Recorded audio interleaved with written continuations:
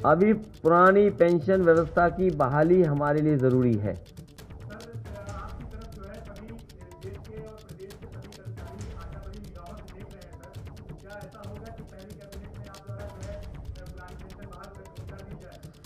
Samajwadi party जो कहती है वो करके दिखाती है। करनी हमारे कहीं भेदभाव आपको नज़र नहीं आएगा, कथनी और करनी में।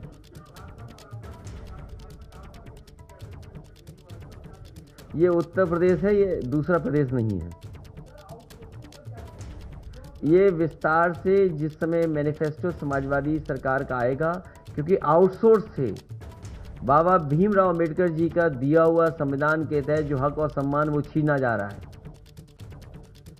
उस पे भी समाजवादी पार्टी विचार कर रही है और किस तरीके से फैसला लेगी वो हमारे मैनिफेस्टो का इंतजार करिए।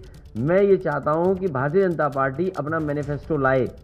समाजवादी पार्टी ने तो अपने प्रत्याशी भी घोषित कर दिए, अपना वर्चुअल रैली भी जैसे कर सकते हैं वो कर रहे हैं, मैनिफेस्टो की बातें भी लगातार हम आपसे चर्चा कर रहे हैं और शामिल कर रहे हैं। आखिर भारतीय जनता पार्टी 4.5 साल से और डबल इंजन की सरकार जो उत्तर प्रदेश में थी, जो भेदभाव के साथ काम कर रही थी, वो मैनिफेस्टो जैसे ही लाएगी उसके बाद समाजवादी सरकार में क्या क्या काम होंगे, समाजवादी पार्टी का मैनिफेस्टो आएगा। बहुत सारी चीज़ें हैं।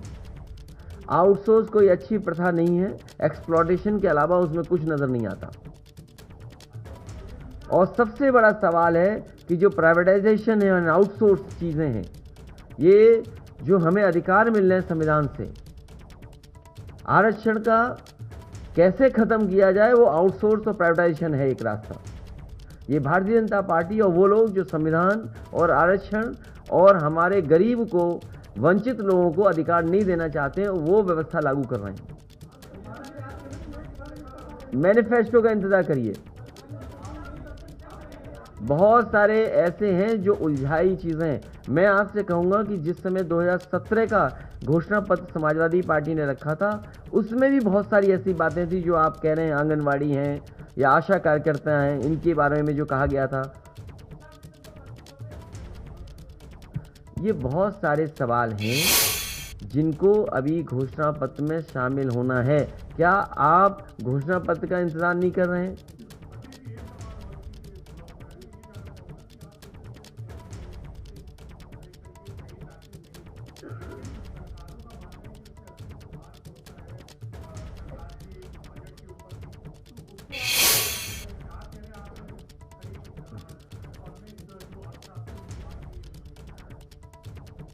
जैसे पड़ोसी देश है, दिवालिया हो गया, तो क्या वो आउटसोर्स पे चला जाएगा देश का?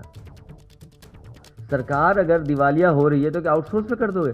तभी मैंने आपसे कहा कई बार कि भारतीय जनता पार्टी अगर सरकार में रही, ये हर चीज़ बेच रही है और एक दिन हो सकता है सरकार को ही आउटसोर्स कर दें।